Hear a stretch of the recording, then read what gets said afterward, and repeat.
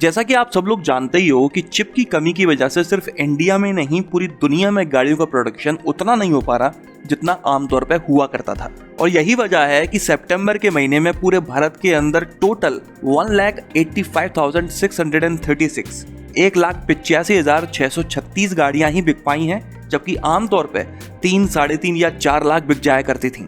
लेकिन एक बात समझ नहीं आती कि चिप की कमी तो हर किसी कंपनी के लिए है, फिर ऐसा क्यों है कि कुछ कंपनीज ऐसी हैं जिनकी गाड़ियों की बिक्री कम होने की बजाय उल्टा पहले से ज्यादा बढ़ गई है। तो चलिए देख लेते हैं कि सितंबर के महीने में किस कंपनी की कितनी गाड़ियां बिकी हैं।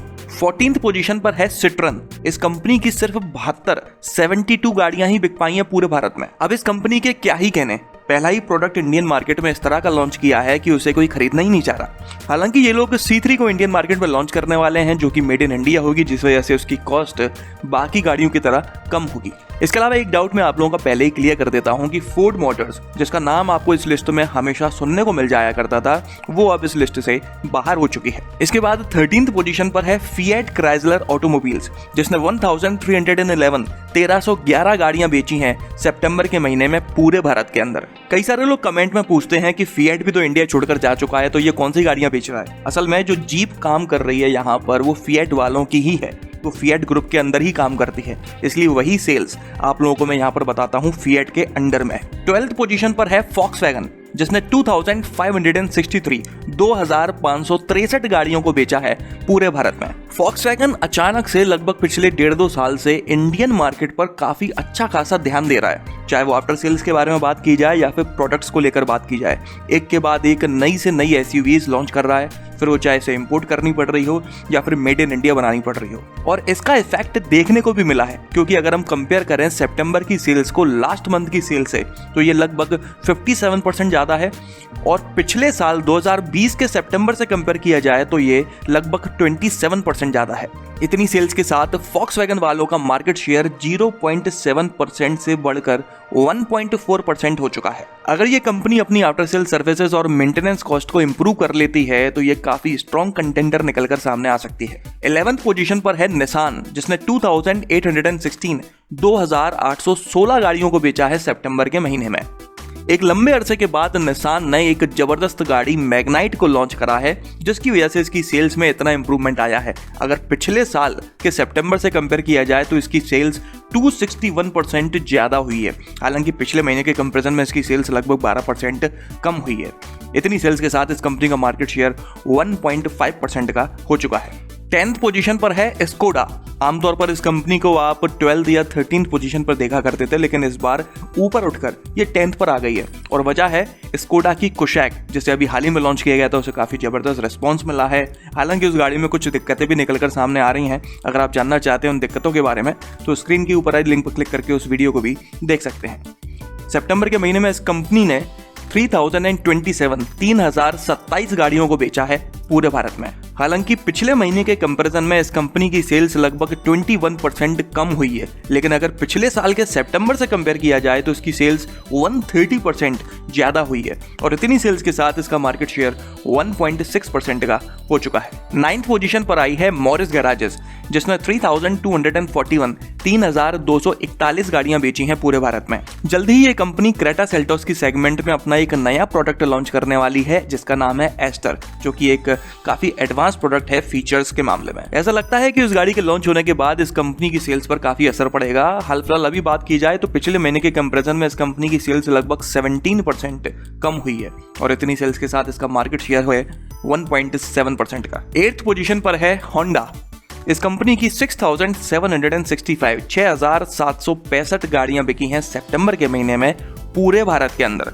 पिछले महीने अगस्त से कंपेयर किया जाए तो इस कंपनी की सेल्स पर सबसे ज्यादा बुरा असर देखने को मिला है। इसकी 39.5% सेल्स कम हो पाई है, जिसके बाद होंडा का मार्केट शेयर है 3.6% का। 7th पोजीशन पर है रेनो, जिसने 7,326 गाड़ियों को बेचा है पूरे भारत में। मेरे नजरिए में रेनो उन कुछ कंपनियों में से एक है जो कि इंडियन मार्केट को समझती है, उसी हिसाब से अपने प्रोडक्ट्स को लॉन्च करती है, और उसी हिसाब का इनको रिस्पॉन्स मिलना शुरू भी हो गया है। अगस्त के कंपैरिजन में इस कंपनी की लगभग 25% सेल्स कम हुई है और इसके बाद इस कंपनी का मार्केट शेयर 3.9% का रह गया है। 6th पोजीशन पर है टोयोटा, जिसने 9,284 गाड़ियों को बेचा है सितंबर के महीने में पूरे भारत के अंदर। टोयोटा उन कुछ कंपनियों में से एक है जो चाहे तो इंडियन मार्केट में क्या कुछ नहीं कर सकती, लेकिन उसके बावजूद भी ये कुछ सुस्त कंपनियों में से एक नजर आती है। पिछले महीने के कंपैरिजन में इस कंपनी की सेल्स भी लगभग 27% कम हुई है, जिसके बाद इसका मार्केट शेयर 5% का है। इसके बाद 5th पोजीशन पर है महिंद्रा, जिसने 12,863 गाड़ियों को बेचा है सितंबर के महीने में। महिंद्रा ने काफी लेट कर दिया है हर चीज को, चाहे वो BS4 से BS6 में अपग्रेड करना हो या फिर नए प्रोडक्ट्स को लॉन्च करना हो। हर चीज बिल्कुल खिंचती चली जा रही है इस कंपनी की। लंबे समय के इंतजार के बाद में इन्होंने XUV700 को फाइनली लॉन्च कर दिया है। अगर आप जानना चाहते हो इस गाड़ी का और टाटा सफारी का कंपैरिजन क्या है, इन दोनों में से कौन सी गाड़ी ज्यादा बेहतर है, तो स्क्रीन के ऊपर आई लिंक पर क्लिक करके उस वीडियो को भी देख लीजिएगा। जिस हिसाब से इन लोगों ने XUV700 को लॉन्च किया है, मुझे लगता है कि नेक्स्ट जनरेशन स्कॉर्पियो अगले साल के आखिर तक आ पाएगी इंडिया में।